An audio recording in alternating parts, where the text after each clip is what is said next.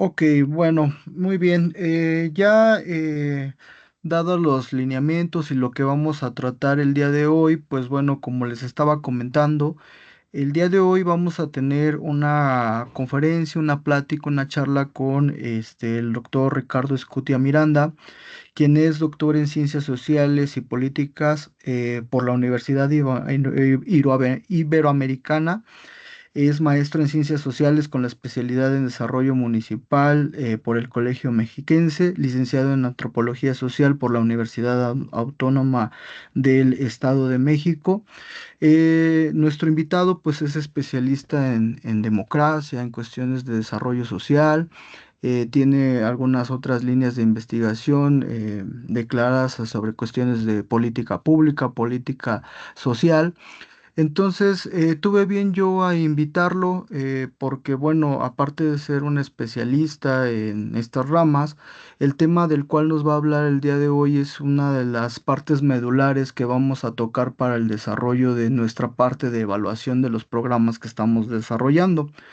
A título personal, también Richard, aparte de darte la bienvenida aquí al grupo, a esta sesión virtual, pues también hacerles de conocimiento acá a los muchachos que pues bueno, ya también tenemos muchos años de conocernos, somos amigos, hemos tenido la oportunidad de generar uno de los proyectos yo creo que más bonitos de nuestro aspecto profesional en conjunto con el desarrollo de nuestra asociación que a lo mejor por ahí, yo ya les he contado a mis alumnos de qué trata y de qué va, pero pues a lo mejor por ahí nos podrías contar también de esa experiencia aunado a todo lo que nos vas a platicar el día de hoy.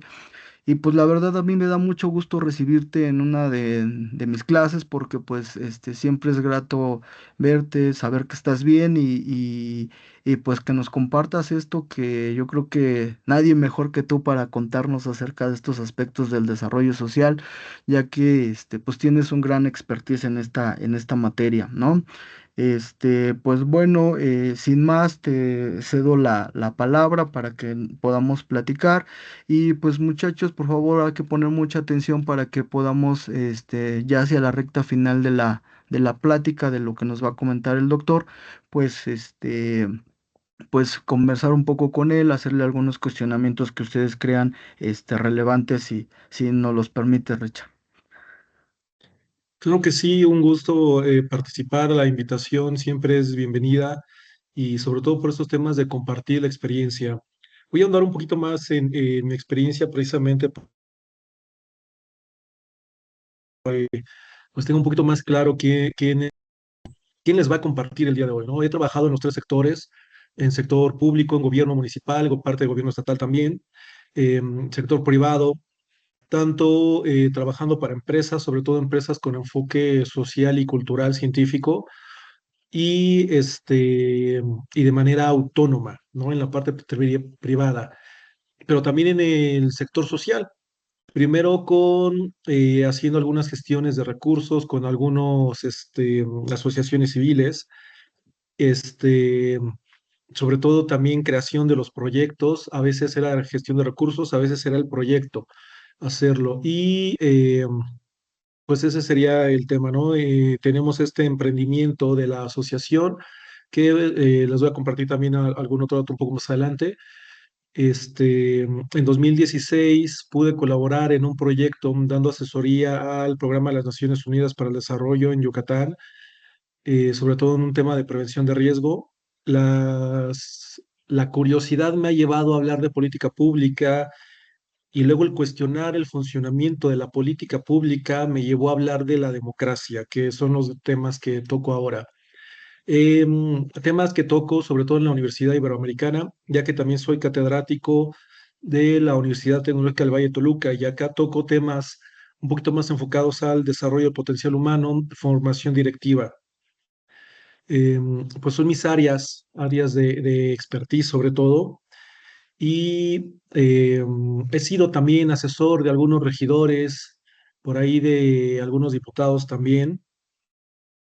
Y bueno, todo esto me ha traído un bagaje sobre el desarrollo social, pues bastante amplio. Y voy a compartir pantalla, ya la teníamos, pero la cerré hace un ratillo.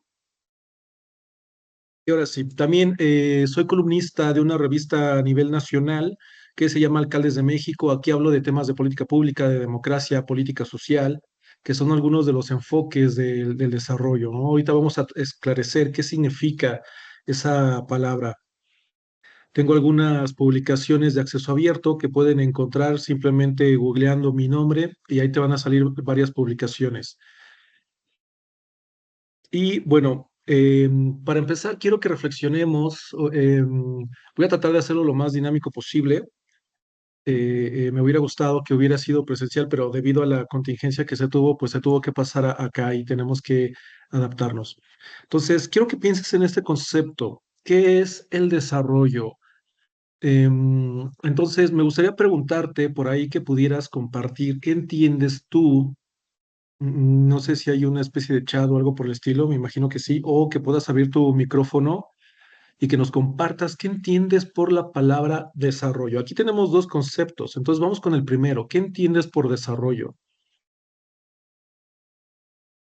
Si gustan, chicos, alzar su manita para que les demos la palabra y y ya, bueno, poder hacer esta parte de las participaciones.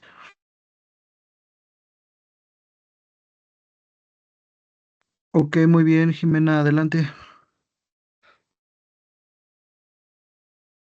Hola, buenas tardes. Bueno, primero me Hola, presento. hola. Mi nombre es Jimena Arzate y respondiendo a su pregunta, yo considero que el desarrollo es un proceso de cambio y también un proceso de mejora respecto a la calidad de vida de las personas y pues esto ya involucrándose también en las comunidades y las sociedades en general. Y pues considero que ya dentro de esto abarca también otros conceptos que pues podría entrar la parte económica, la parte social, la parte ambiental, política, etcétera, de una sociedad. Ok, sí, muy bien. Pero eso, aunque es pertinente, es completamente correcto y acertado, es cuando le ponemos a este concepto de desarrollo un apellido, que es lo que decías en la segunda parte de tu idea, ¿no? Cuando estabas aclarando. Cuando hablamos del concepto desarrollo, a veces se confunde con crecimiento. No son lo mismo. Tampoco se contraponen, pero no son la misma cosa. Y por eso preguntaba primero, ¿qué entiendes por desarrollo? El desarrollo, como lo dice la etimología y lo comparte muy bien Jimena, tiene que ver con el desenvolvimiento de capacidades. Etimológicamente, desarrollo viene de dos vocablos. Tiene que ver con vocablos latinos, que es quitar, y arrollar, que es lo que está envuelto. Entonces, la palabra nos habla del potencial que tiene una persona o una sociedad para ampliar sus capacidades y a partir de ahí mejorar su bienestar si lo vemos desde el desarrollo económico o social. Simplemente es lo que está hecho bolita, desenmarañarlo como las madejas de hilo, las series de Navidad, que ya estamos muy cerca, ¿no? Y entonces poder aprovechar eso que sí podemos utilizar, esos recursos que están allí, pues enmarañados. Eso significa la palabra desarrollo, a secas. Como lo dice Jimena, es un proceso de cambio que involucra el desenvolvimiento de las capacidades.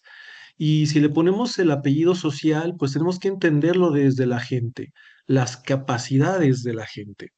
En cambio, el concepto crecimiento, que a veces se suelen utilizar como sinónimos, que decían no lo son, habla de un incremento en el volumen, en la masa, en el aumento. No es lo mismo aumentar tu capacidad, que sería mejorarla, eh, eh, a incrementar tu riqueza, por ejemplo, ¿no? Si hablamos de desarrollo y crecimiento económico, que lo voy a aclarar un poquito más adelante, el desarrollo implicaría que puedas hacer más cosas para aprovechar tu contexto y tus recursos. Eso te daría una ampliación de capacidades y de recursos. En cuanto al crecimiento, situándonos en el apellido económico, simplemente sería el incremento de una riqueza, de la que ya tienes que se haga más. ¿No? Por eso hago esta diferenciación del concepto crecimiento y desarrollo. Y vamos, ¿no? Solemos utilizarle el término desarrollo para hablar de cuestiones económicas, pero hablar de desarrollo económico implica el trabajo, la renta, salario, intereses, capital, inversiones, que una persona aprenda a hacer una empresa, luego que aprenda que esa empresa sea exitosa y después que replique y tenga dos, y luego tres, y luego cuatro. Eso sería desarrollo. Y además en diferentes áreas. En cuanto a lo económico, simplemente sería la inflación del dinero. Esta cuestión debe quedar clara para que podamos entender que el desarrollo se centra más en las capacidades y que estas capacidades sean aplicables a simplemente un aumento de riqueza, ¿sí? Que son cosas diferentes. Si hablamos de desarrollo y de crecimiento y le ponemos el apellido intelectual, el crecimiento sería mejorar la inteligencia, nada más, que puedas memorizar más, que tengas más aprendizajes. Sin embargo, la inteligencia y el aprendizaje no sirve de mucho por sí solo, a menos que lo apliques, que le pongas una tarea, una utilidad, y que luego esa utilidad sea capitalizada. Esa es la intención de que estés estudiando una carrera, generalmente, ¿no? Que puedas capitalizar ciertos aprendizajes que vas teniendo, esa preparación experta que vas teniendo a lo largo de tu carrera. Si no, estás aplicando simplemente una cuestión de crecimiento intelectual. En cuanto al desarrollo, lo que implica es el desarrollo de más habilidades. Em, habilidades como lo que tenemos acá, que es la teoría de las inteligencias múltiples, que mejores tu capacidad de comunicación, tus habilidades sociales, tu capacidad de pensamiento lógico-matemático, tu capacidad de relacionarte con el entorno, entre todo lo demás, ¿no? Entonces implica nuevamente, si te das cuenta, el desatar un potencial que ahí está, mejorarlo porque a veces se tiene y se utiliza, pero hacerlo más. Por eso hacía hace rato el ejemplo daba, donde creas una empresa, la haces funcionar, haces que sea de éxito y luego tienes dos, y luego tres, y luego cuatro, y luego cambias de giro y así, ¿no? Esa es la implicación del desarrollo. Cuando hablamos de crecimiento y desarrollo sustentable, tenemos que pensar ahorita en esto que tenemos acá, ¿no? La Agenda 2030, que sería el desarrollo sustentable o sostenible, ¿no? La agenda. Estos dos conceptos van muy de la mano, y tiene que ver con generar ciertos escenarios de igualdad entre las personas, al menos una igualdad sustantiva o una igualdad social, quizá una equidad, dependiendo ahora sí los contextos, porque no es lo mismo la misma forma de vida en el Valle de Toluca, a el Valle de México, a la zona norte del estado, a la zona sur, ¿no? Con esos municipios agrarios, por ejemplo, ¿no?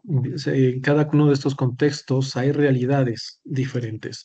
Y en cuanto al crecimiento, implica que estas medidas que se tienen acá en la agenda tengan una aplicación en el cotidiano, lo cual puede ser en mayor o menor medida, pero que tengan cabida en la realidad. Eso, como te puedes percatar, van de la mano también, pero simplemente no es lo mismo implementar energías sustentables o renovables a que todas las casas tengan eh, pues estos calentadores solares, más un colector pluvial, más más paneles fotovoltaicos para generar su propia energía, ¿no? Que esa sería la parte del desarrollo, ¿no? Es un término mucho más amplio que no solamente involucra lo económico, lo intelectual, lo político, ¿no? Sino que mezcla muchas aristas, muchos temas. El abanico es muy grande cuando se habla de desarrollo. Cuando se habla de crecimiento, recordemos que es de más, dotar más. Cuando se habla de desarrollo y de crecimiento personal, pues el crecimiento se va hacia un proceso biológico, como lo tenemos acá en la imagen, ¿no? Como esta bebé va creciendo hasta volverse una persona adulto mayor. Y, perdón, le cambié accidentalmente.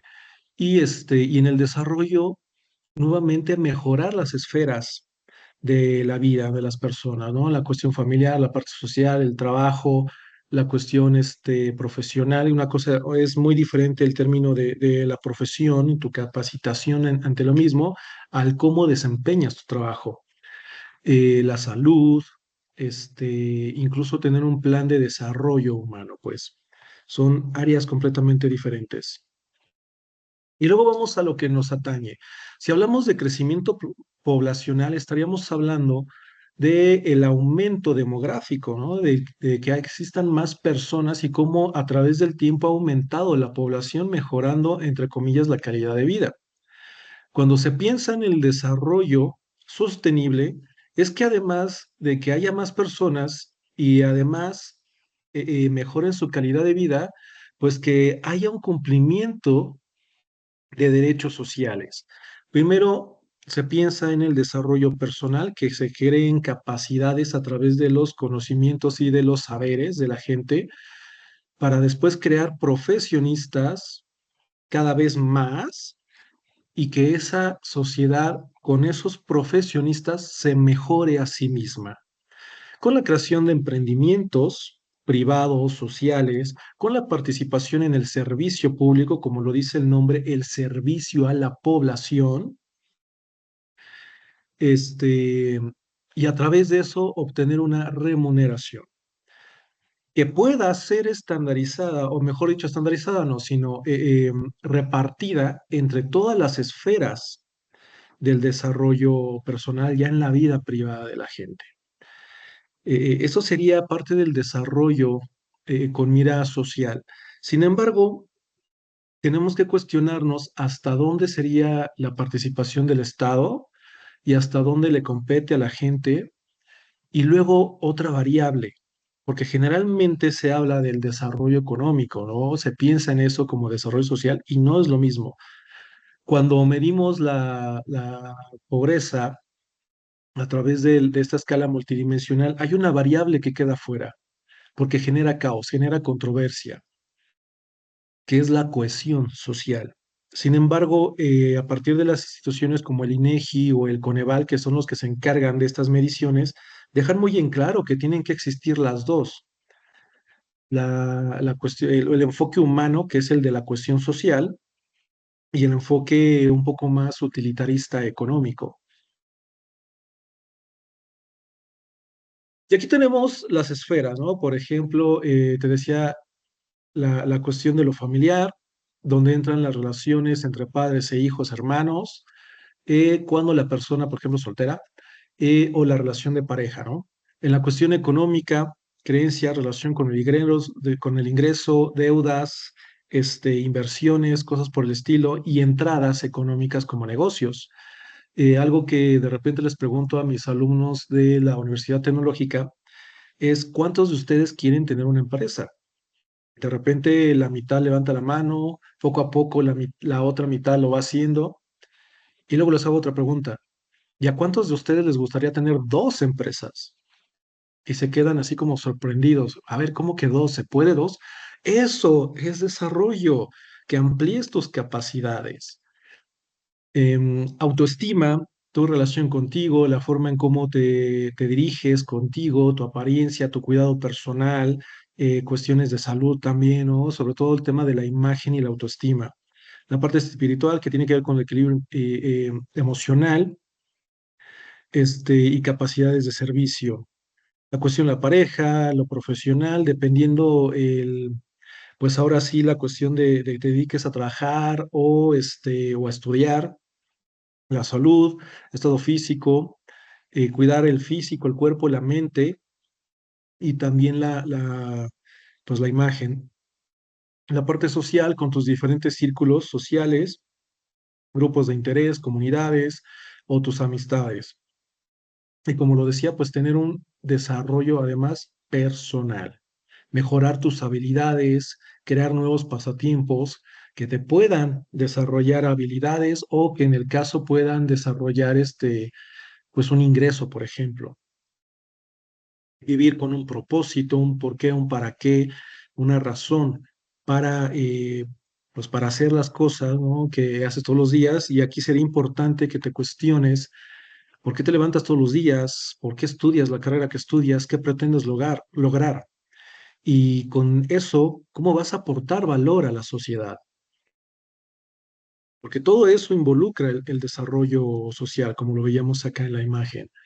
¿No? El viejo paradigma es que tengamos personas productivas, benéficas a su sociedad, que aporten, pero ese paradigma se ha dicho que ha quedado desfasado porque pocas veces se ha hablado de cómo se pueden incentivar este desarrollo de, de, de habilidades, de emprendimiento, por ejemplo, de aportación de valor, de creación de movimientos, este, de creación de asociacionismo, ¿no? Son asignaturas que casi no se enseñan y por eso tenemos bajos índices al respecto.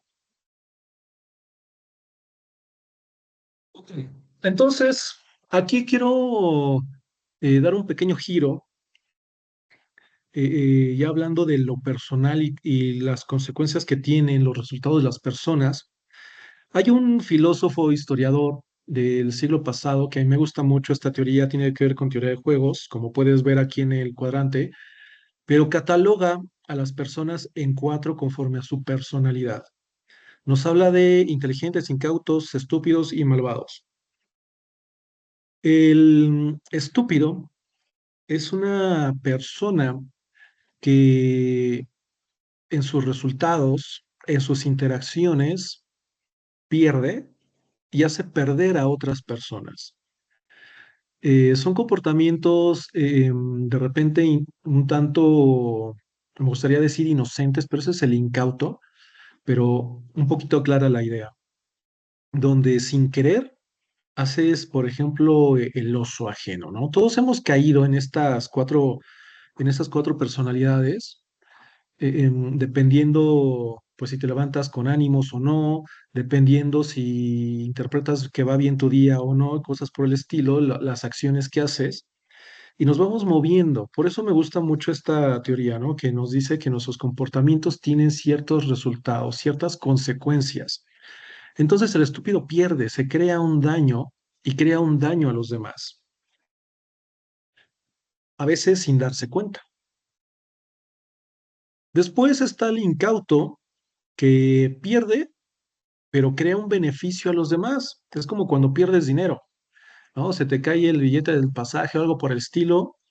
Entonces tú perdiste beneficiando a otro. Así son los resultados de la persona que actúa de manera incauta. Luego tenemos el malvado, que es el escenario contrario al incauto. Él le gana haciendo perder a otros. Y luego tenemos el escenario del inteligente.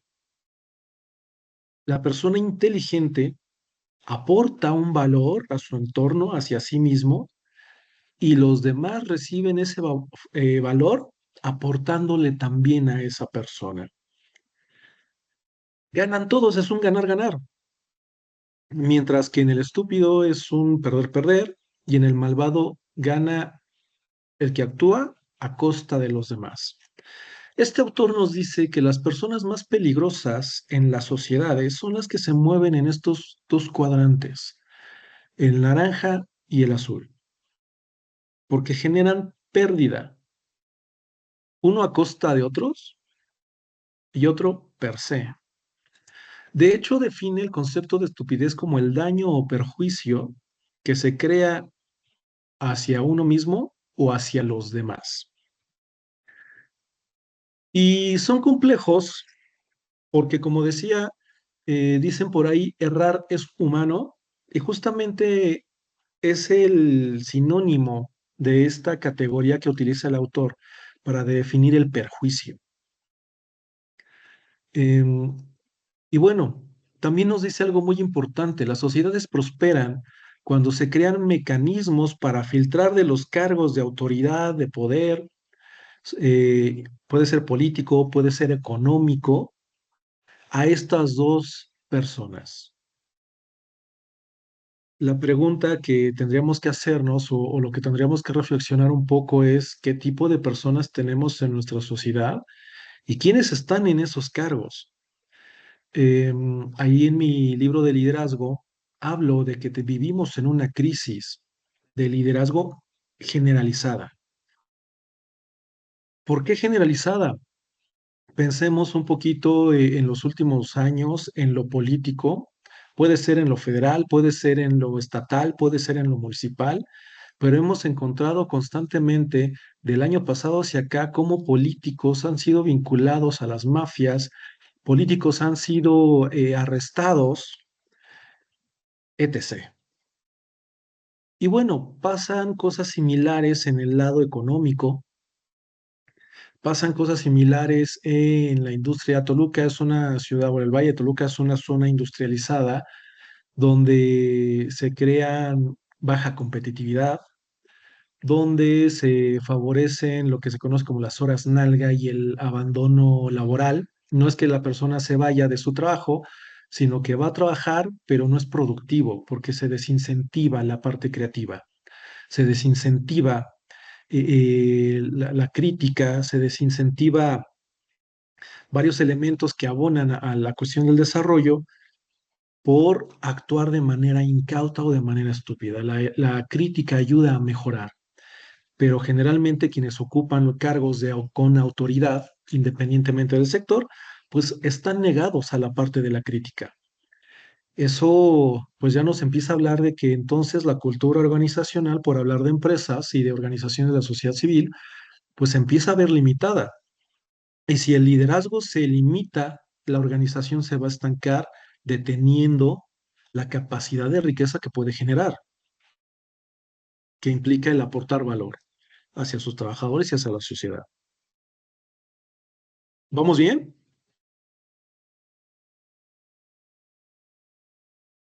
Sí, Sí. todo bien. Ok, perfecto. Continuamos.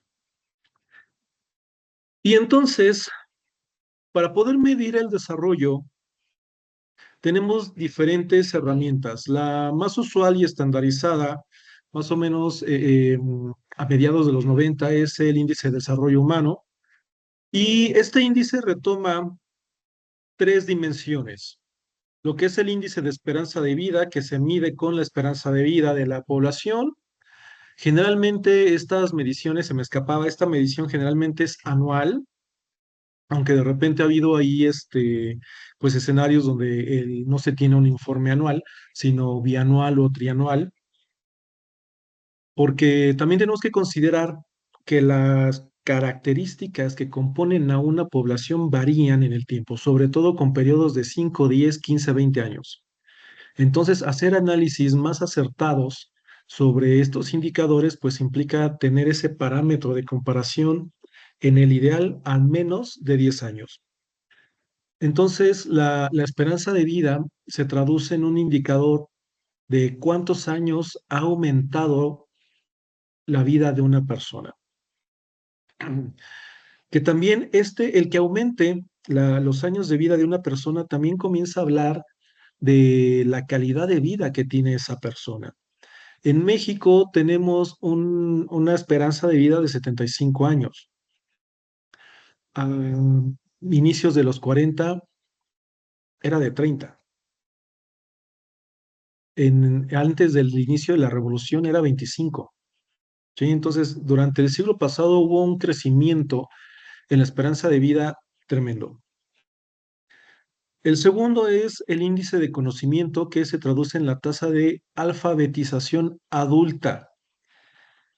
Personas de 18 en adelante, ¿qué nivel de estudios tienen? Y esto se mide también con la cantidad de años promedio que estudia un país. En nuestro país son 9.7 años la cantidad promedio. Eso nos habla de secundaria terminada más un semestre de prepa. Y ahí tenemos que poner un ojo por los datos que voy a dar un poco más adelante.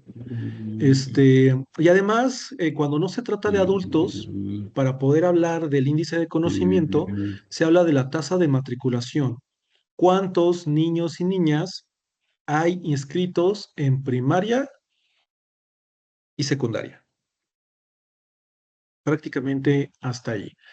La educación media superior es un filtro tremendo en nuestro país. Hace algunos mesecillos estuve haciendo algunas reflexiones al respecto, tratando de escribir un artículo, este,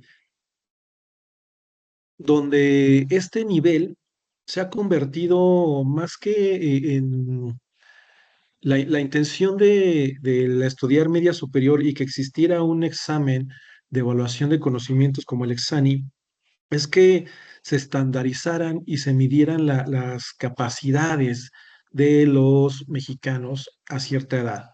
Pero eso no está ayudando precisamente a la población mexicana, ¿no? Sino que se ha convertido en un filtro de, pues de alguna manera para la deserción escolar.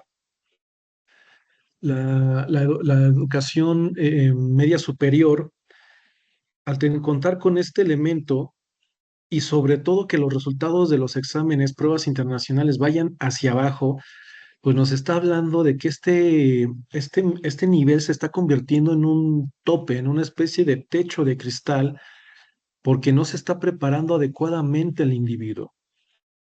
Entonces tenemos que tener cuidado también con los resultados de los mismos índices. Em, ok, entonces te hablaba de que se mide a través de primaria y secundaria. Y la última dimensión de indicador, de índice, es el consumo eléctrico residencial por vivienda.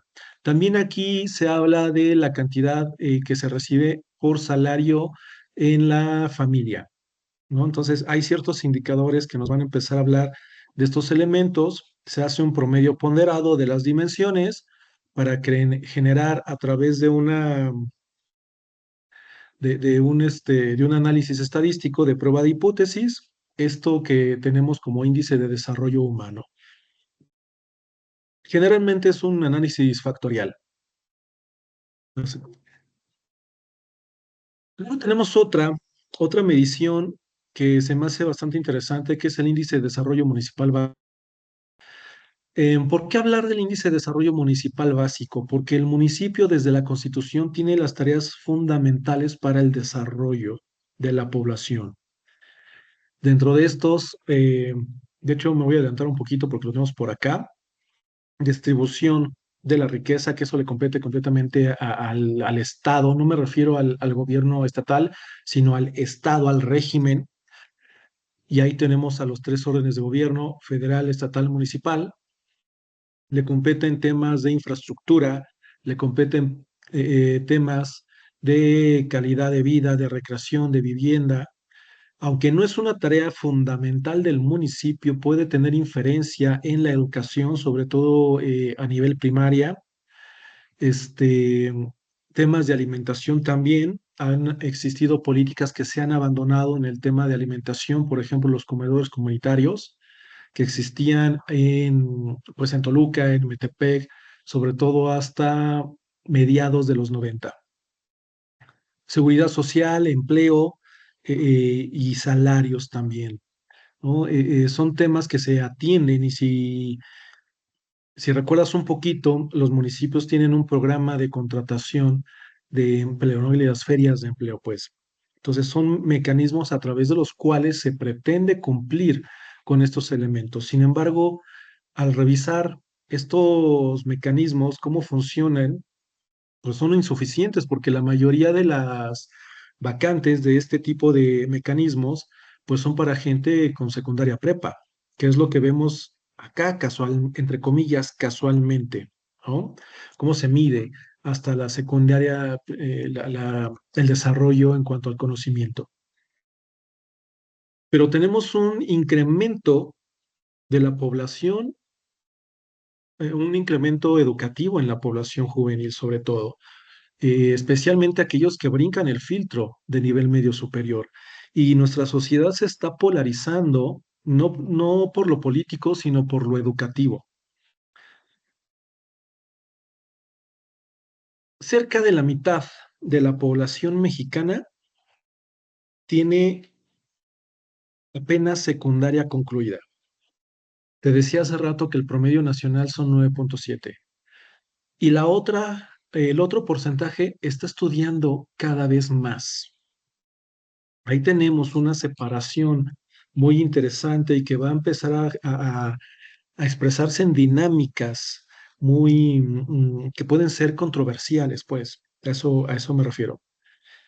Em, y regresando a ese tema del índice de desarrollo municipal básico, cuando regresamos a estas ideas de las tareas fundamentales del municipio, que te decía, se encaminan hacia el desarrollo del territorio municipal y del aprovechamiento de recursos y el desarrollo de las capacidades de las personas que habitan el municipio, pues tenemos en la eficiencia pues resultados muy complejos, muy insuficientes, pues lo vamos a ver un poco más adelante con algunas mediciones.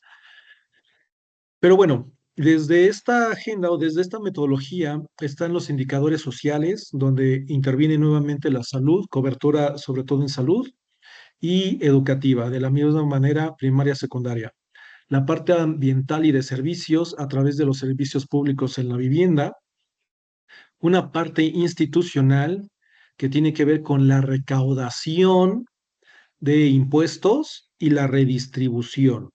Como veíamos en la lámina que está un poco más adelante, una de las razones de ser del gobierno, del Estado, como ente de régimen político, es la redistribución de la riqueza.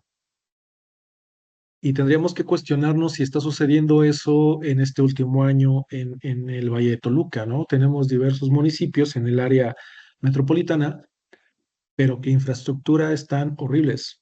No están cumpliendo con esa tarea de redistribución, al menos en este año.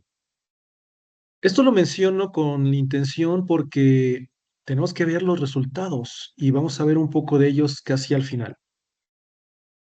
Y la participación ciudadana, cómo se involucran los ciudadanos de 18 en adelante con su credencial de elector en la toma de decisiones. Y aquí nuevamente hay mecanismos interesantes. Ciudad de México es una de las entidades que tiene pues más cantidad de elementos de participación directa. Por ahí está Yucatán, Baja California, Guanajuato un poco también y Estado de México.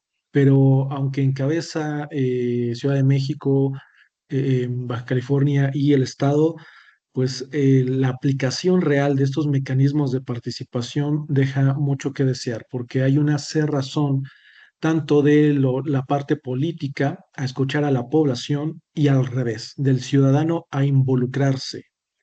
¿Por qué? El indicador que viene después, el económico, la producción de riqueza al año por persona. Si te das cuenta, México ha estado creciendo 1, 2, máximo 3 punto y cachito, 3.6% de los 80 para acá. Y eso no es un crecimiento económico, eso es sostener simplemente la economía. México está estancado y necesitan crearse nuevos espacios, nuevas, de alguna manera, asignaturas que ayuden a la gente a crear estos proyectos de emprendimiento. Como lo decía hace rato, una cosa es crear una empresa y otra hacerla funcionar y otra que además de que funcione sea exitosa en todas las carreras. México, en cuanto a empresas, tiene un potencial tremendo, pero de cada 10 empresas que se crean al año solamente sobreviven 5. Y de esas 5, 3 sobreviven el año. Y a los 3 años solamente está una, ¿no? Es una cuestión compleja porque habla de la imposibilidad de la gente de poder ofrecer un servicio, un producto que resuelva una necesidad. Traducción, aportar valor. Crear algo que resuelva un problema en la población. Por otro lado, el nivel de asociacionismo es increíblemente bajo. 36 asociaciones civiles que se entiende como emprendimientos sociales o empresas sociales, 36 por cada 100,000. Chile y Estados Unidos tienen 610 asociaciones por cada 100,000 personas.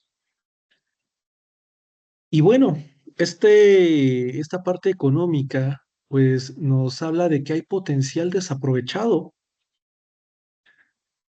que efectivamente no se están creando las empresas suficientes y que además de las que se están creando, no se tiene la experiencia, no se cuenta con determinados elementos, conocimientos que posibiliten la permanencia.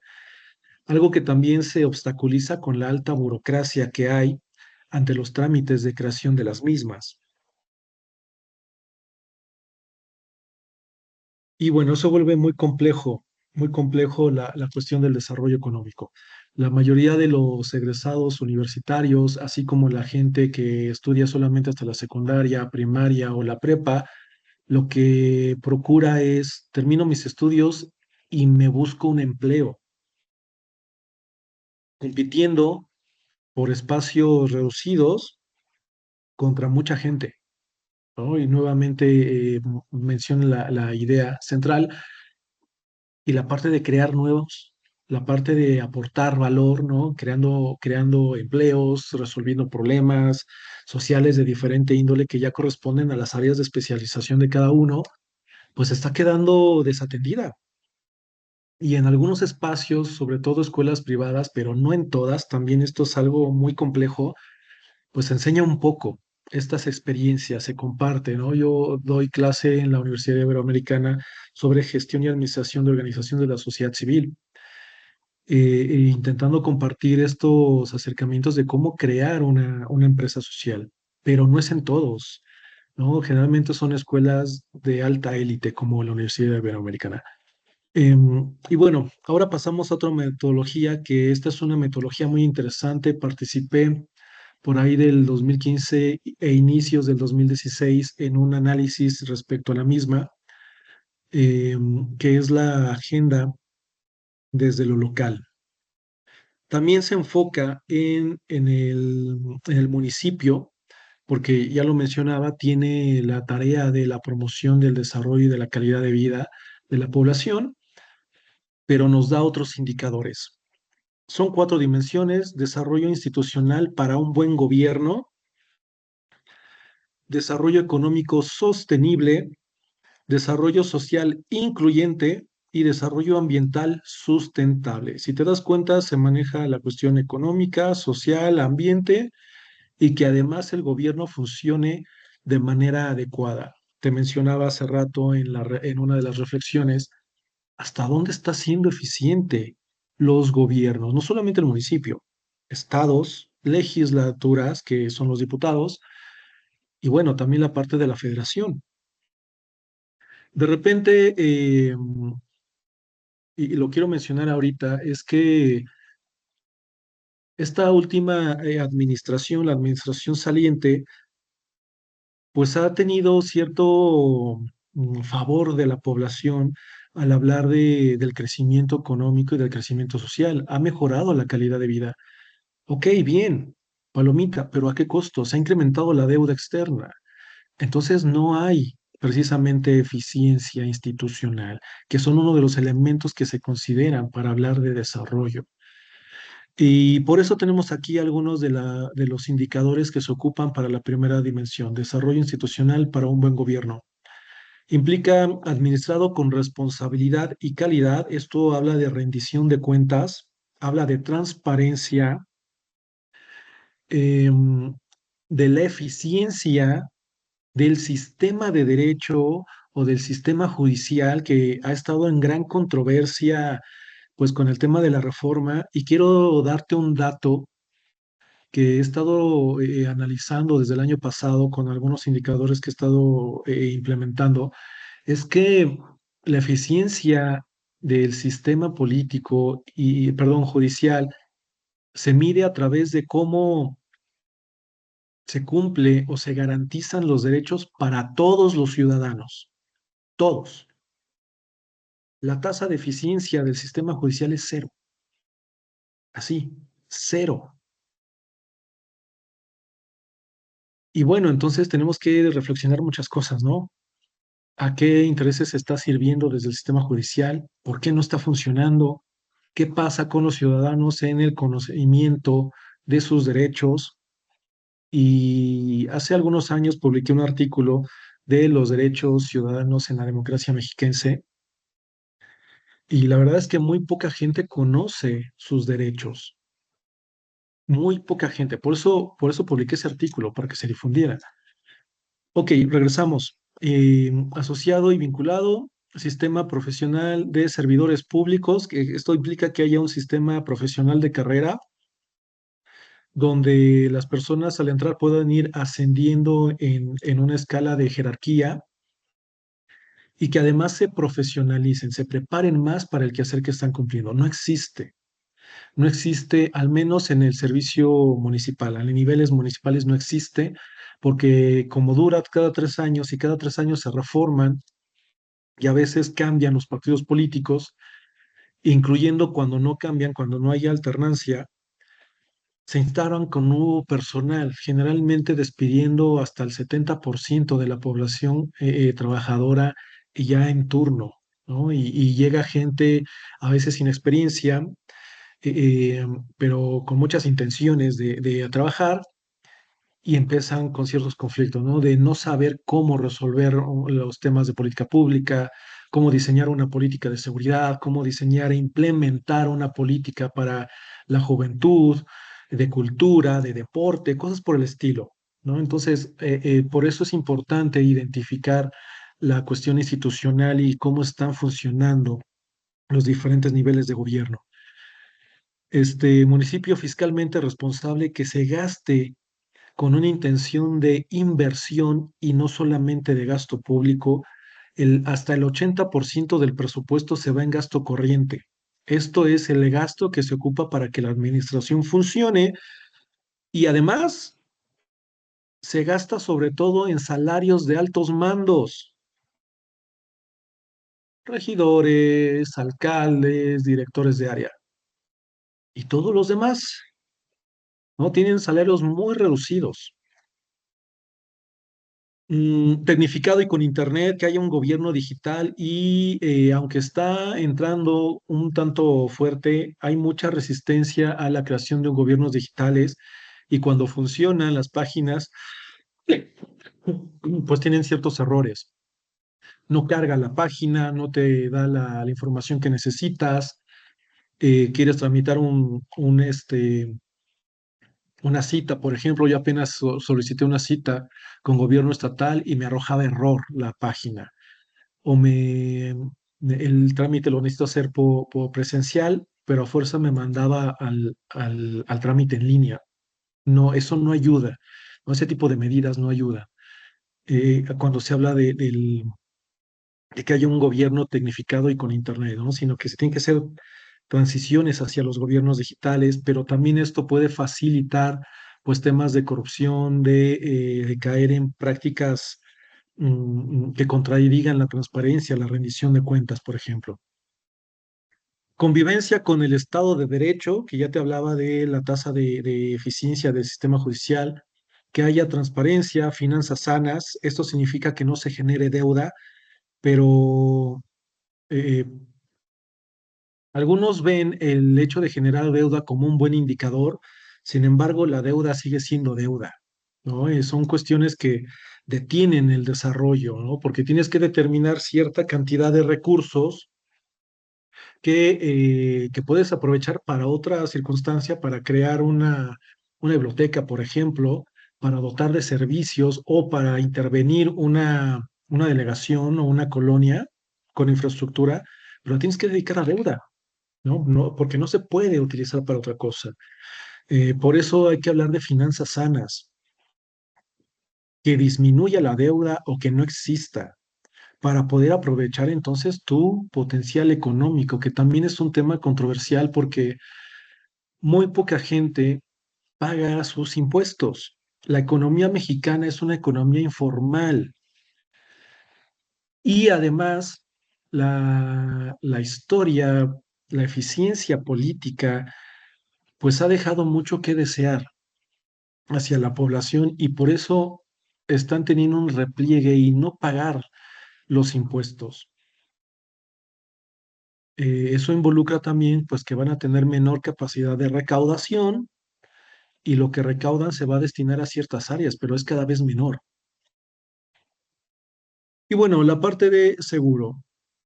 En cuanto al desarrollo económico, que haya alternativas económicas, no se están creando alternativas, al contrario, han sido los municipios reticentes a incentivar la participación económica, a incentivar a las empresas paraestatales o empresas que pertenecen al gobierno, e incentivar organizaciones de la sociedad civil que al final de cuentas también son empresas no lucrativas con un carácter moral y se enfocan más en que haya pequeñas y medianas empresitas. Lo digo de esa manera porque se incentiva más que exista el negocio de oficio con con ciertas cualidades a través de préstamos, olvidando que hay otras herramientas que se pueden utilizar, desconociéndolas, pues, responsabilidad del abasto de artículos básicos, promotor de la capacidad para el empleo local, promotor del turismo, algo que también no se hace con mucha frecuencia. Esto depende más bien de las administraciones en turno y del enfoque que tengan. Ha habido momentos muy interesantes en Toluca, por ejemplo, donde se cerraba el centro. Y eso tiene que ver con promover el turismo, que la gente camine su ciudad, que la conozca.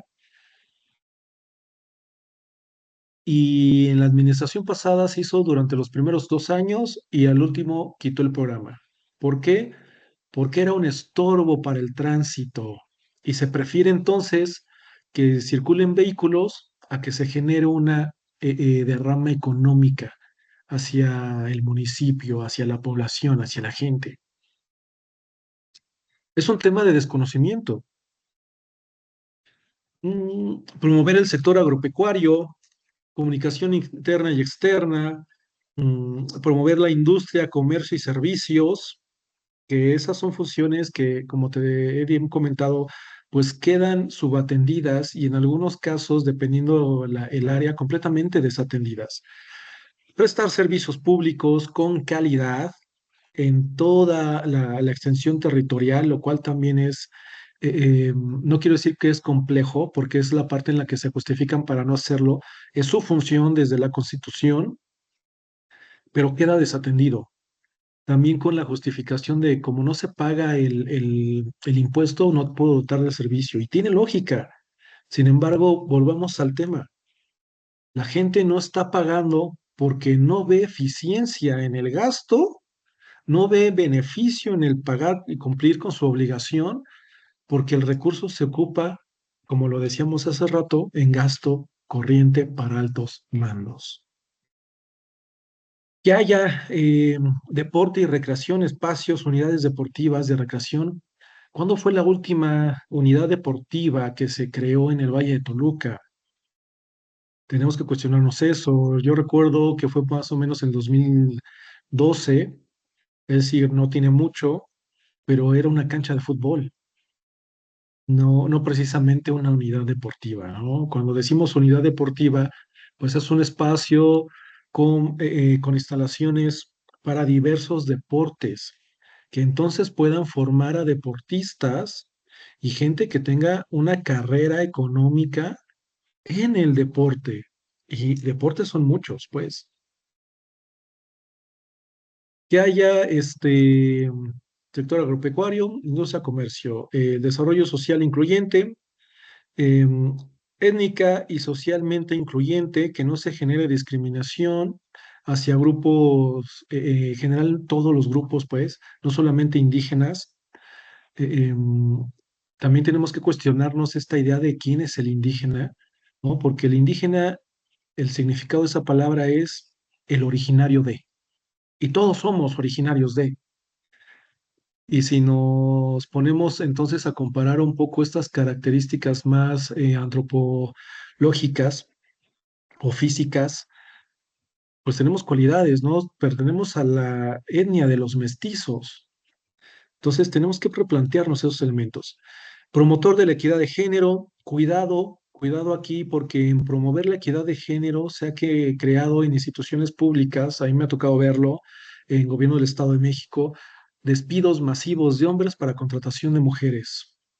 Y eso no es promover la equidad, ¿sí? Por eso decía cuidado. Responsable de la población socialmente en riesgo, ¿no? Creas nuevas sociedades en riesgo con esas medidas.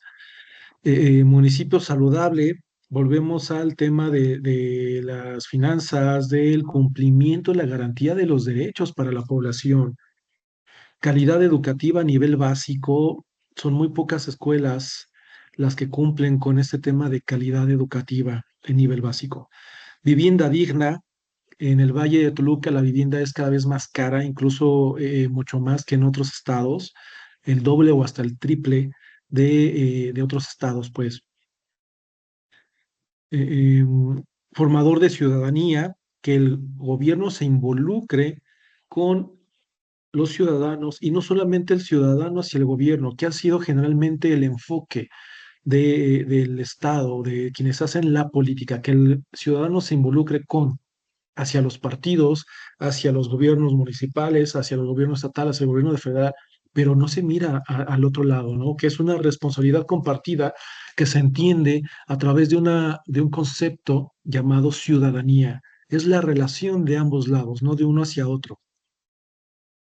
Promotor de la cultura y del patrimonio arqueológico, histórico y paleontológico, apenas participaba en un podcast donde hablo un poquito del tema de la identidad. La identidad y la cohesión se logran a través de lo que nos hace idénticos, lo que nos hace iguales, lo que compartimos. Y si no se promueve el patrimonio, no se crean estos elementos simbólicos de identidad en las personas, lo cual es lo que acontece de los 90 a la fecha. Y responsabilidad del combate a la pobreza. Los estudios más recientes sobre pobreza desde la academia y desde las asociaciones civiles, pues nos hablan de que hay más una gestión de la pobreza, lo que involucra una reproducción de la misma para que las cosas, el sistema siga funcionando. ¿Por qué? Porque la pobreza es funcional, es soportable y es permisible para el sistema, sobre todo cuando se trata de procesos electorales generando clientelismos políticos. Por eso también es que la eficiencia del sistema judicial, que recordemos se mide a través de cómo se cubre y se garantizan los derechos de la población, nos decíamos hace rato, es 0%. Y bueno, entramos a otra medición. Esta medición tiene que ver pues con el ingreso económico, pero no necesariamente se enfoca en esta cuestión, que es la pobreza multidimensional. Hasta los 80 se entendía por pobreza una cuestión netamente económica, pero después empezaron a hacer otros estudios, sobre todo con los de Julio Volvinic, que hace reflexiones muy interesantes sobre lo que es ser pobre, sobre lo que es sentirse pobre, y por ejemplo, la población mexicana no se siente pobre. Cuando le preguntan por el pobre, pues el pobre es el otro, es el de allá. Pero cuando revisas la calidad de vida y cuando revisas su ingreso económico, pues es clase baja tirándole a pobre o es pobre completamente. Y aquí tenemos que tener cuidado con los datos. Los datos oficiales generalmente pues tienen ciertas recomendaciones de organismos internacionales porque suelen tener manipulación de la información. Estaba revisando algunos datos y, por ejemplo, un poquito más de la mitad de la población, desde la academia pues apenas tiene secundaria terminada y lo veíamos un poco en el indicador 9.7 años, pero la calidad de ingreso ha mejorado, ¿no? La pobreza, el resultado, la cantidad de pobreza es del 37% de personas en calidad de pobreza, lo cual nos dice que estamos bien, que vamos mejorando. Sin embargo, resulta que durante los últimos años la clase media se ha hecho más pequeña. No ha pasado a un nivel más alto, se ha reducido. ¿Qué les pasó a estas personas entonces? Pasaron a la categoría inferior inmediata. Entonces, ¿cómo es que se redujo la pobreza? En los datos. Eh, otro, otro, otro dato muy interesante es el nivel de ingreso. Las clases, cuando se clasifica la población por clase económica, tenemos pobreza, tenemos clase baja, media y alta. El ingreso familiar de clase baja es hasta 11,000 pesos. Clase media, 77. Clase alta, de 100 hacia arriba. 100,000. Hablo ingresos mensuales. Pero el promedio mensual y lo que ganan los jóvenes generalmente, pues está entre 6,000 y 8,000 pesos. El ingreso mensual por familia está alrededor en esa categoría. Ya no hablo de jóvenes profesionistas, que fue el primer dato que te di, sino que el ingreso general de México son 8,000 pesos. Entonces, ¿dónde queda la congruencia entre el dato de clase baja, clase alta, pobreza? ¿No? Porque nos refleja que estamos del otro lado. Y bueno, aquí tenemos algunos datos a contrastar. Cuando se habla de la pobreza multidimensional, pues existen diferentes escalas. La primera son las que tenemos acá del 0 al 6, que mientras más tengas, más vulnerabilidades tienes. Eso nos representa los números. Y son números porque puedes tener una, dos, tres, cuatro, cinco diferentes, ¿no? Las personas o la sociedad tiene diferentes cualidades, características. Entonces, una persona puede tener ingresos o puede tener ingresos bajos o no tenerlo, carecer de ingresos, que es lo que tenemos aquí. Esta línea de bienestar económico es lo que divide a la gente pobre de la gente que tiene vulnerabilidades, pero que no necesariamente es pobre, que son los que están acá. Y bueno, este cuadro verde son, digamos, clase media alta y clase alta. Son los menos. El 1% de la población mexicana. Población sin carencias, con un nivel adecuado de bienestar económico y además social, cultural. Y bueno, cuando la persona no tiene ninguna carencia, se encuentra aquí. Pero cuando tiene el dinero o tiene una carencia, por ejemplo, no tiene un seguro social, tiene una vulnerabilidad, pero además no tiene un trabajo estable, ya tiene dos vulnerabilidades, pero sigue teniendo el dinero, ¿sí? Vivienda, por ejemplo, tiene el dinero, pero paga renta, ya son tres vulnerabilidades, cosas por el estilo, ¿no? Entonces, no necesariamente se cumplen las 6 para todos los casos. En otros casos sí, que son los que se encuentran en el caso de pobreza. Pobreza, ya se habla de pobreza multidimensional y de pobreza extrema multidimensional. ¿Por qué? Por estas cualidades. A partir de tres carencias más la cuestión económica es pobreza extrema multidimensional. Vamos con los datos. Em, ¿Qué separa la línea de bienestar económico? Nos indica este punto medio entre la vulnerabilidad y lo económico. Y esto se mide a través de la canasta básica, o bueno, lo que conocemos generalmente como canasta básica, que es canasta alimentaria más canasta no alimentaria. Y son todos aquellos gastos que una persona requiere para garantizar su vida. y su trabajo, sus actividades cotidianas. Y la canasta se mide por persona. Y piensa en cuántas personas hay en tu casa. Algunos serán 3, 2, 4, 5, pero este gasto es por persona. Entonces, está en 4,000. Aquí se me pasó un 5. Son 4,545,000 pesos lo que cuesta la canasta alimentaria más no alimentaria en nuestro país. El salario mínimo que asciende por día a 248,93 pesos y eso te da un ingreso mensual de 7,468 pesos. La canasta te cuesta la mitad de ese salario a través del salario mínimo.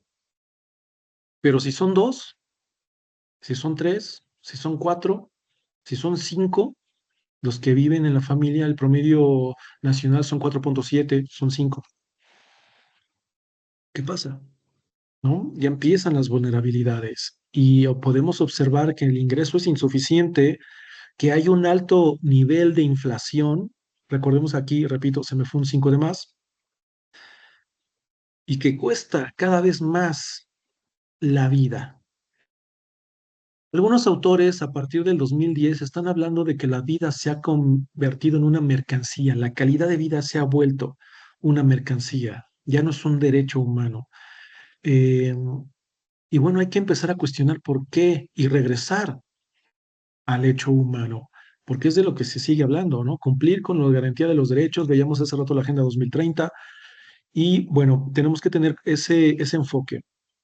Ahora, también tenemos la línea de bienestar mínimo, que es este segundo punto, esta línea punteada que atraviesa la que divide en dos la cuestión de la pobreza y la pobreza extrema.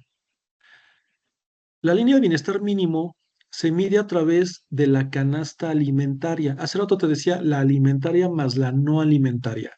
Aquí es solamente la alimentaria, aquellos suministros que necesita una persona para alimentarse durante un mes. El costo asciende a 2,304,37 pesos.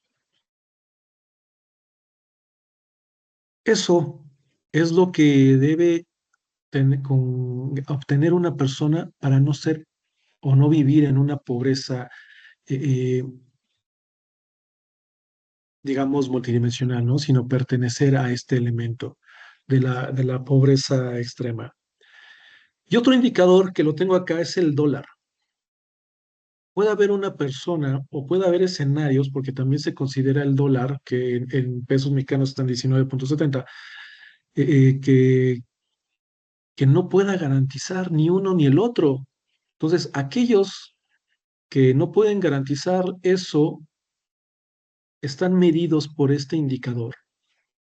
Si una persona no obtiene al menos $1 por día, vive en pobreza extrema. Volvamos a los datos. Nos dicen una cosa que no se ve reflejado precisamente en los informes. Y lo tenemos nuevamente aquí. La función del Estado es seguridad social, distribución de la riqueza, alimentación, educación, vivienda y servicios básicos, con todas las variables que tenemos, ¿no? Salud, seguridad, empleo, equidad, igualdad, seguridad, no solamente pública, sino el tema de la seguridad social que tiene que ver con las pensiones, distribución de la riqueza, servicios básicos, salario digno, recreación, obra pública, espacios públicos, alimentación que sea de calidad y que la población tenga acceso a la misma, educación, nuevamente calidad y acceso, vivienda, calidad, acceso y distribución, porque hubo un tiempo, sobre todo del 2000 al 2012, donde las políticas de vivienda creaban conjuntos habitacionales, conjuntos urbanos o suburbanos en zonas alejadas de los espacios de trabajo o de los espacios con servicios públicos. Algunos de esos pensemos un tanto en la Loma, que de entonces hacia acá, pues ya ha tenido un crecimiento en infraestructura, en las periferias, pero pensemos ahora en Rancho San Juan, ¿no? Que sigue alejado, no hay acceso a esa zona, ¿no? La gente tiene que trasladarse 3, 4 horas de su lugar de residencia hacia el centro de Toluca porque tiene que hacer alguna actividad, trabajar, médicos, cosas por el estilo, que encarecen más la vida, ¿no? Ese tipo de políticas, aunque ayudó en la creación de vivienda, pues no mejora la calidad de vida. Servicios básicos, cobertura, calidad, obra pública, sustentabilidad, energías. Y todo esto se articula en lo que conocemos como política pública. Tenemos un sistema educativo que va preparando a la población para una vida un proyecto de vida y un adulto productivo que además debe tener ciertos derechos cubiertos, ¿no? Como es el empleo, la salud, el acceso a seguro de salud, no solamente la cuestión de, de, mm, de atención médica, sino cobertura de diversidad de enfermedades, que haya distribución de agua, alumbrado público y demás, ¿no? Tenemos toda una serie de elementos que articulan estas medidas. A eso es lo que le llamamos sistema, a eso es a lo que le llamamos también realidad, política pública. Y bueno, tenemos acá otra forma de medir la, lo- la, pues el desarrollo a través de lo que se le conoce como Smart City, la ciudad inteligente. Este enfoque, aunque es un tanto antiguo, comenzó a tener fuerza en México a partir del 2000, perdón, del 2010.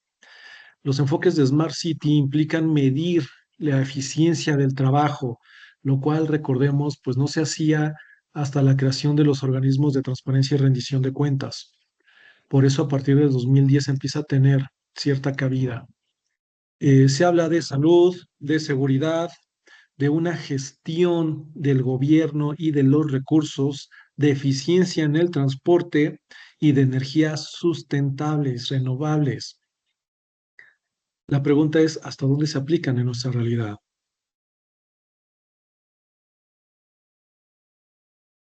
Y bueno, cuando se habla de desarrollo, tenemos que entenderlo como lo hace Giovanni Reyes, o a mí me gusta hacerlo de esa manera, porque nos habla del desarrollo de su sustentable, la condición social dentro de un país en el cual las necesidades auténticas de su población se satisfacen, necesidades auténticas, los problemas de transporte, de seguridad, de por ejemplo, de infraestructura, pues de mayo para acá, las calles del Valle de Toluca están llenas de baches, eh, eh, pues son elementos que han quedado fuera, ¿no? De alguna manera se les ha desatendido. Regresemos. Necesidades auténticas de la población se satisfacen con el uso racional y sostenible de los recursos naturales, respetando aspectos culturales. A veces para aprovechar un recurso se destruye el patrimonio o simplemente para la implementación de una política se destruye el patrimonio. Derechos humanos, respeto de los derechos humanos, como el empleo, la educación, la vivienda, la salud, la alimentación y la satisfacción de sus necesidades básicas, aquellas necesarias para la supervivencia. Y eso está quedando fuera del alcance de los esfuerzos de los gobiernos por diferentes aspectos. Muchas veces no tienen las capacidades en recursos, en capital humano y sobre todo una profesionalización para atender los recursos. Y como decía, hay una alta rotación del capital humano cuando entra una nueva administración. Eso pasa en todos los niveles del servicio público, esta alta rotación. Pero también decíamos hace rato, no se respeta el patrimonio muchas veces, se genera un abandono del mismo y pues eso genera pues un tema de que existe una carencia en la identidad y que no exista cohesión, porque la cohesión ayuda al desarrollo. ¿En qué términos? Voluntariados, por ejemplo, en que una colonia se organice para el incentivo de un nuevo emprendimiento, ¿no? Apenas con la desatención que se vivió en el Valle de Toluca de las calles, sobre todo en el municipio de Toluca, la colonia La Mora se organizó para bachear. Están supliendo la función del gobierno municipal por el descuido de la misma. Pero el ejemplo es, hay una población resolviendo un problema. Esa es cohesión social que genera un bienestar para todos. Hablamos de civilidad, de cultura política, de participación. Y todos estos enfoques, sobre todo el de desarrollo humano, tienen su parte teórica. El desarrollo humano lo tengo acá al inicio, que es el de Amartya Sen, que tuvo una fuerte aplicación a partir de los 90. Y Amartya Sen nos dice que la libertad se debe medir a través de las capacidades. Las capacidades son aquellas habilidades que al implementarse generan un beneficio a la persona. Y esto es eh, eh, lo que te decía al inicio, ¿no? Cómo capitalizas tus conocimientos. Mientras más capacidades tengas, más oportunidades, más, eh, más retribución. También tenemos un enfoque de John Rawls, que es el enfoque de la justicia social, y este implica ese carácter redistributivo de los gobiernos, esta participación de la población, pero también el, Rawls tiene unos conceptos muy interesantes como es el velo de la ignorancia, que implica confiar en que la gente va a hacer lo que le compete para la eficiencia. Y bueno, ahí tenemos complicaciones. Nancy Fraser nos habla también de la reproducción social, que hace una crítica a cómo funcionan los sistemas y que deben dotarse ya no de derechos a los ciudadanos, unos derechos territoriales, sino que debe haber derechos globalizados. Este enfoque de Nancy Fraser resulta muy interesante porque nos habla de ese reconocimiento sin importar una división política, sin importar las fronteras. Se debe garantizar para toda la población sus derechos humanos en todo el mundo. Y ahora vamos con un elemento nacional. Lo que estás viendo es el Índice de Desarrollo Democrático de México. El índice tiene 4 dimensiones y luego un promedio general, que es lo que estás viendo en pantalla. Y aquí tenemos del 2010 al 2022. La tendencia es un tanto a la baja, sobre todo algunas entidades. Y bueno, tenemos el promedio nacional, la Ciudad de México, Estado de México, Nuevo León, Querétaro y Jalisco, que son las entidades más relevantes del país.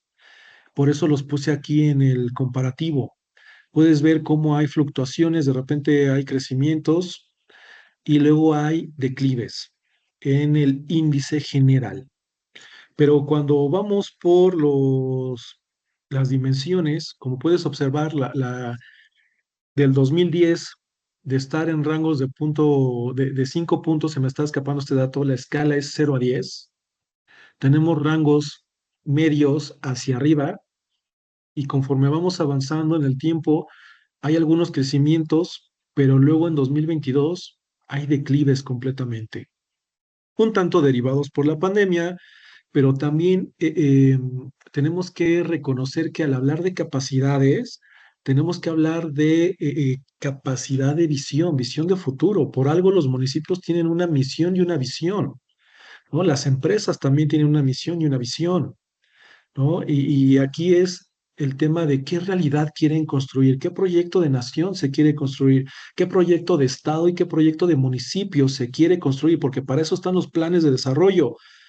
Y entonces, ¿cómo vamos a atender esta emergencia? Fue una cuestión reaccionaria, de limitación.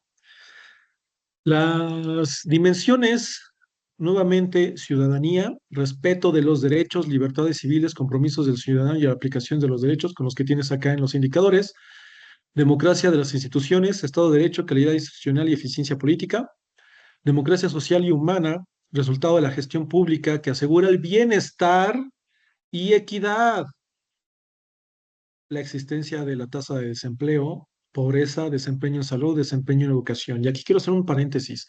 Las tasas de desempleo generalmente son bajas Eso nos dice que estamos cerca del pleno empleo, que haya, por un lado, una cantidad poblacional que se está insertando en su totalidad en el empleo.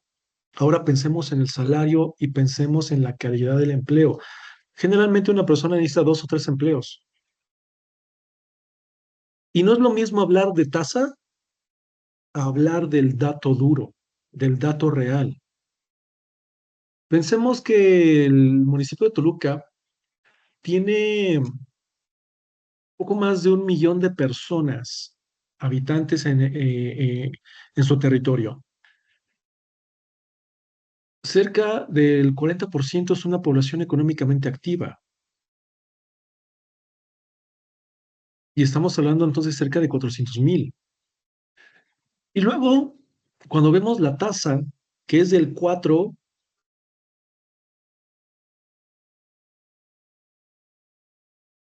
pues estamos hablando ya de un criterio un poco más, ya no de tasa, sino de numérico. ¿Cuántas personas están desempleadas? 4,000.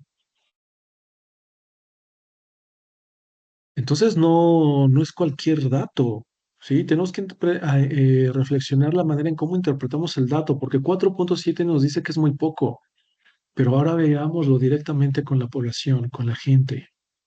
No son pocos, son muchísimos.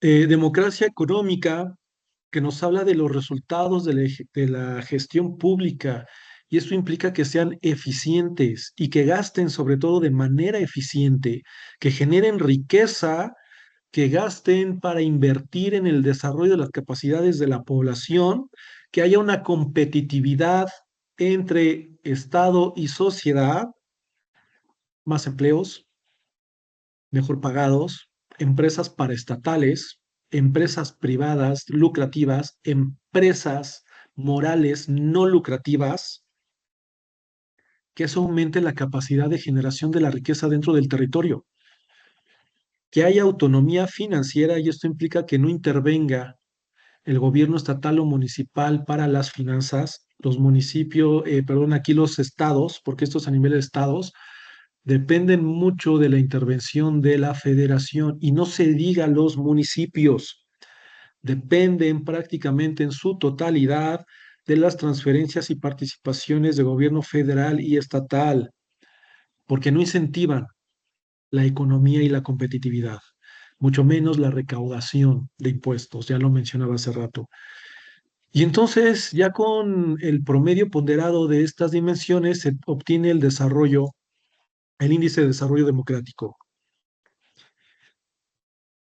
Lo tenemos acá, dimensión 1. Veámosla un poquito cómo va la dimensión de los ciudadanos, que en algunas entidades sube y baja. En el caso del Estado de México, se ha mantenido en un rango medio-bajo. Dimensión 2, democracia de las instituciones. Tenemos un decrecimiento, las instituciones públicas están al margen de la ineficiencia. Acá lo puedes ver, tenemos valores de 2, de 1,3, incluso tenemos valores de 0. Veámoslo acá en democracia social. Si bien la escala es 0 a 10, la eficiencia de los estados para cumplir con el Estado de Derecho, para cumplir los derechos de la población, es 0. Los resultados son de -0 para muchas entidades, sobre todo Estado de México, que de repente oscila entre el -3. O sea, ¿cómo es posible que si la escala es 0 a 10 haya -3? Para algunos casos, como Baja California, pues se cumple un poquito así, mínimo. Recordemos, escala 0 a 10. Dimensión económica, también tenemos problemas. Se gasta mucho, se gasta de manera ineficiente, ya lo mencionábamos, sobre todo en salarios de altos mandos. No se genera bienestar, no se invierte en la sociedad, no se genera una redistribución de la riqueza, y se acapara. Y seguimos con resultados de 0.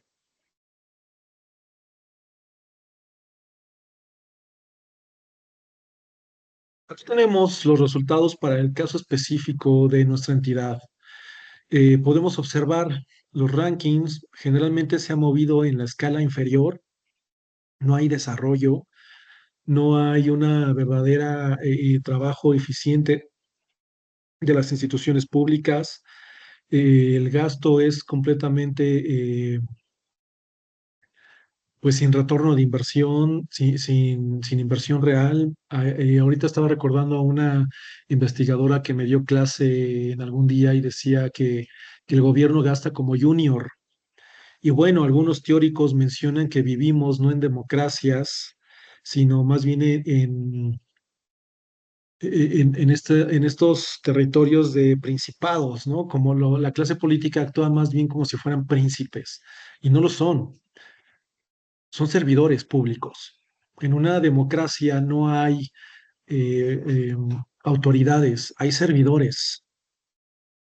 Algunos son electos de manera popular para representar a la población. Otros son para el trabajo operativo, ¿no? Hablo de los cargos ya de las personas trabajando en municipios, en estados.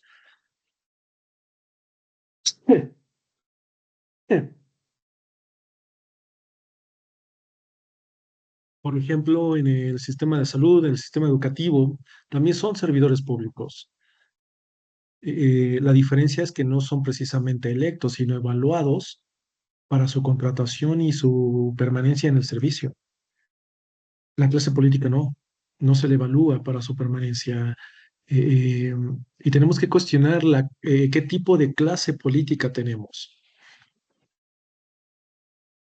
Han existido muchos problemas, problemas históricos, la desigualdad, bajo crecimiento, un capitalismo de compadres, de concesionarios, también gobiernos de nepotismo, que es nuevamente el tema del compadrazgo, inseguridad, todo por la impunidad, la falta del cumplimiento del Estado de Derecho, altos niveles de corrupción que han sido históricos, un alto nivel de opacidad, una baja cultura política que eso contrae, pero también del alejamiento de la población hacia lo político y, como lo decía, de lo político, de la clase política hacia la sociedad. Una que nos encontramos también en un proceso de transición y de consolidación democrática. Si bien México se establece como una democracia en la Constitución de 1917, no ha existido una democracia real, ¿no? Hasta el 2000 se habla de la transición a la democracia. Antes vivíamos en periodos de partido hegemónico, luego de partido dominante, que no necesariamente son democracias. Es un gobierno con cualidades mixtas. Y bueno, ¿no? A partir del 2010 hacia acá tenemos un periodo, desde mi perspectiva, de transición y de consolidación democrática, sobre todo en entidades subnacionales como estados y municipios. Aquí cuidado, la investigación que estoy haciendo recientemente, pues pone el ojo en estos indicadores y los municipios dejan mucho que desear en su eficiencia, en el gasto. Son muy complejos porque se han replegado las élites en los municipios. El municipio ha sido un espacio de botín político y no de desarrollo para la sociedad. Pero bueno, eso es propio también de una democracia turbulenta, de una democracia en estos periodos de transición, porque no se ha consolidado una democracia real en nuestro país, ¿no? Sino que históricamente nuestro país se ha caracterizado más por ser un régimen de cualidad más autoritaria, más que democrático. Aunque repito, desde 1917 se establece en la Constitución que México o los Estados Unidos mexicanos, nombre oficial, tiene en su régimen elementos de ser una federación, una república, una democracia y además laica. Y con esto termino. Gracias, gracias, gracias. Algunos datos de estos los pueden ver en estas publicaciones: El gobierno del pueblo, entender la democracia del pueblo, derechos ciudadanos en la democracia mexiquense, monarquía y ciudadanía en el Estado de México. Y bueno, si googleas mi nombre vas a encontrar algunas otras publicaciones y por ahí también anda el podcast en el que participé hace unos días en el Instituto Electoral del Estado de México.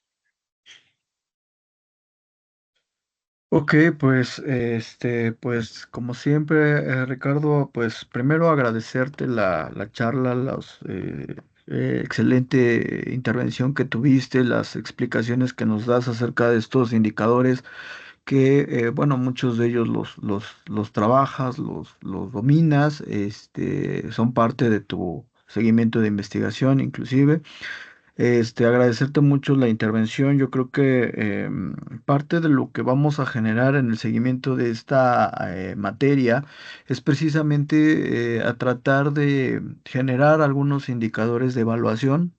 Muchos de ellos ya creo que nos das un norte muy importante para poderlos generar, vincular o por lo menos tener elementos para que podamos generar esta visión global que tenemos sobre los eh, programas de desarrollo social que están vigentes en la actualidad en nuestro país y que pues los alumnos están tratando de llevar a un análisis, a una reflexión para ver precisamente estas condiciones de efectividad, de eficiencia, ¿no? que tienen y pues contrastar, ¿no? Esas realidades que nos mencionabas, esta parte de lo que es real, el indicador como tal, el dato duro que sale a partir de estas visiones, y después, pues, tratar de establecer algún criterio de corrección, ¿no? Que, pues bueno, es a veces un poco difícil, complejo, ¿no? Pero que, pues bueno, conlleva este proceso reflexivo que los estudiantes realizan. Bueno, ya estamos ahí con cuestiones de tiempo, pero pues vamos a abrir una pequeña sesión de preguntas. Chicos, no sé si alguien tenga alguna pregunta, alguna duda acerca de los criterios, de los elementos que nos expuso el doctor Ricardo para pues bueno, abrir esta pequeña sesión y ya para posteriormente pues bueno, ir cerrando ya nuestra clase del día de hoy. Entonces, si alguien gusta alzar su mano, algún cuestionamiento que tengan, algo que no haya quedado muy claro o algo que quisieran comentar al respecto de la presentación de nuestro invitado. Adelante,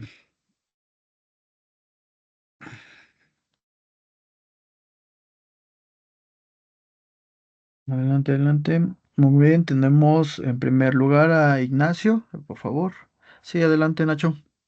Bueno, buenas tardes, profe, doctor Ricardo, buena tarde, un Hola. gusto. Bueno, de acuerdo a lo que estuve entendiendo, escuchando durante la presentación, la democracia y el apoyo democrático en en este aspecto es muy importante para el crecimiento y el mismo desarrollo social. Pero ¿de qué manera lo considera usted o lo ve usted que se pueden llevar a cabo o cuáles son los mejores mecanismos para que se vaya llevando de la mano ese crecimiento y desarrollo social junto con un crecimiento y desarrollo político democrático correcto? Sí, esta pregunta es muy interesante. Hay varios elementos que hay que considerar. Primero, tiene que incrementarse la participación ciudadana en lo político, desde la creación de asociaciones civiles y luego en la participación directa de la toma de decisiones, lo que es realmente política pública. Em, Eso genera gobernanza, no gobernabilidad, ¿no? La gobernabilidad es el gobierno toma las decisiones y la sociedad es depositaria o destinataria de las mismas. Cuando la sociedad participa, se generan mejores sociedades, se generan mejores resultados. Creo que también hay un riesgo, ¿no? Hay un costo de eso y es que a veces la política pública puede ser un mecanismo contrario, sobre todo cuando las sociedades no optan por la mejor opción. Te voy a contar el caso. Hace muchos, híjole, sentí un rocazo. Hace algunos años, este, estuve haciendo trabajo de campo en una comunidad. La comunidad necesitaba una escuela preparatoria y se les destinó una cantidad presupuestal a través de un diputado. Y entonces entre la comunidad se pusieron a charlar qué iban a hacer con ese presupuesto. A este presupuesto se le llama, perdón, a este mecanismo se le llama presupuesto participativo. La Ciudad de México cuenta con mucho de ese presupuesto, acá no se ejerce tanto. De hecho, son muy pocos los mecanismos de democracia directa que existen, que ese es otro de los elementos que hay que comentar. Ahorita lo regresamos a ello. Este, y entonces la población optó por mejorar la iglesia. Está bien, si la iglesia va a ser un mecanismo para generar turismo, por ejemplo, ¿no? Regresando un poco a los indicadores. Pero no, la idea era simplemente mejorarla y bueno, eso no te ayuda a resolver los problemas de la comunidad, aunque es una medida pertinente porque lo está tomando la sociedad, pues no resuelve los problemas reales, ¿no? Que recordemos a la definición de Giovanni Reyes. Y hay una definición que a mí me gusta mucho de política pública, que nos la da Aguilar Villanueva. Una cosa es la política pública, que es resolver con la participación de la sociedad los problemas, y otra es la política pública de calidad, ¿no? Aquella que de verdad resuelve las necesidades, porque una cosa es plantearlo, otra cosa es atenderlo y otra cosa es lograr el resultado.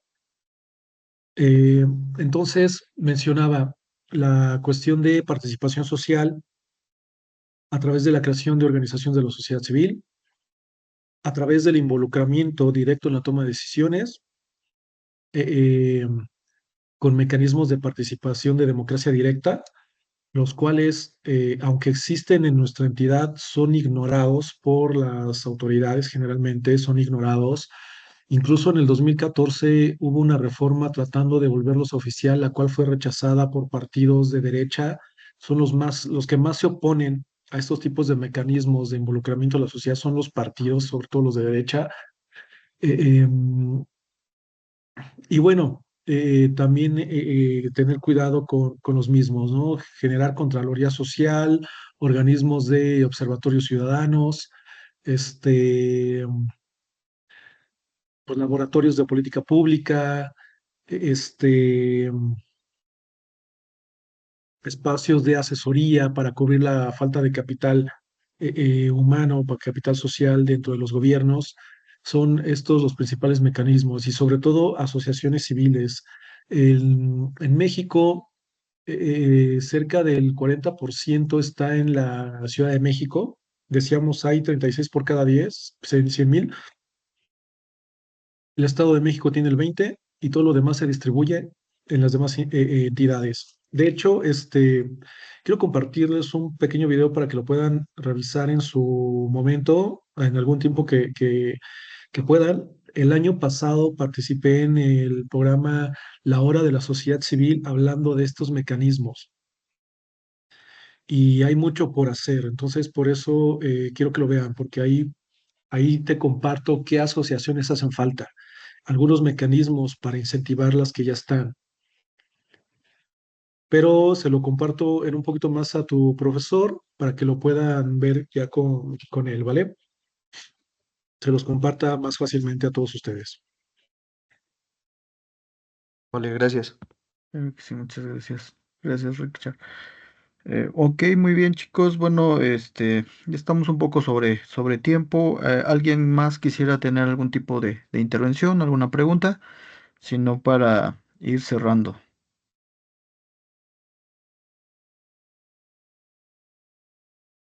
Ok, nadie.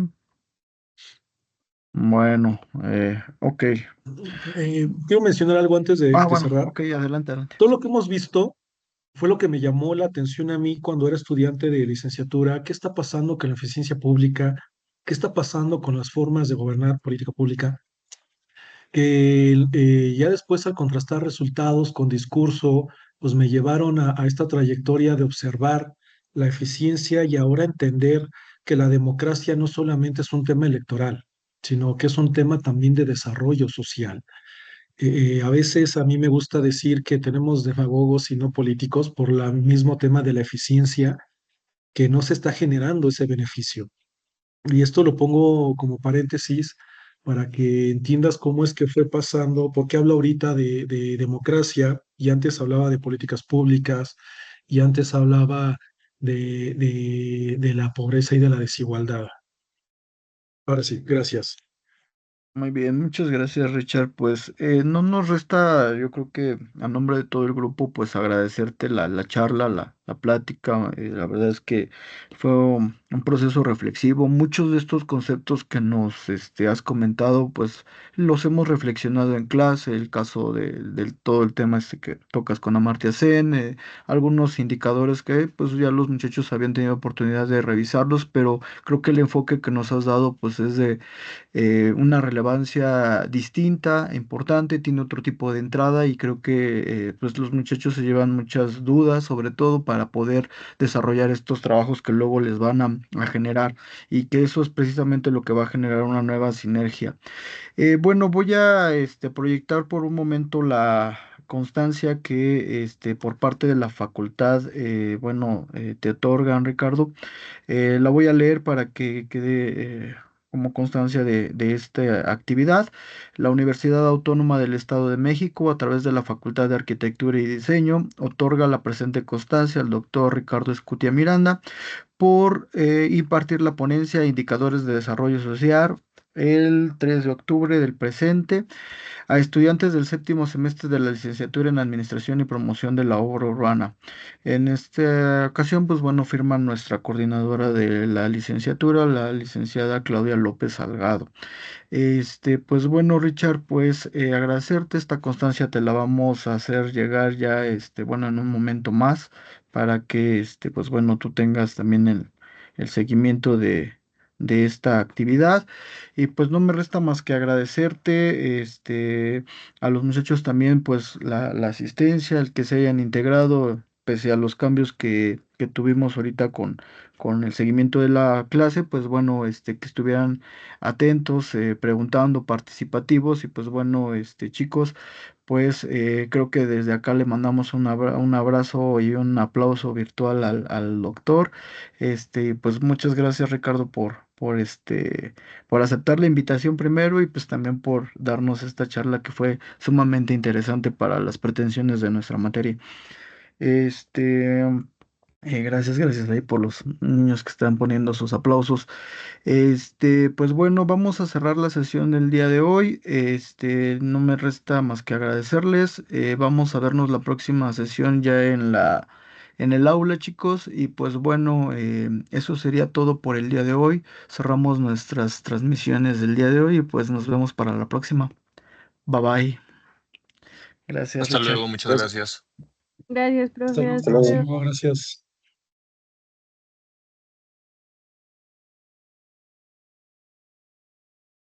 Voy a detener la grabación.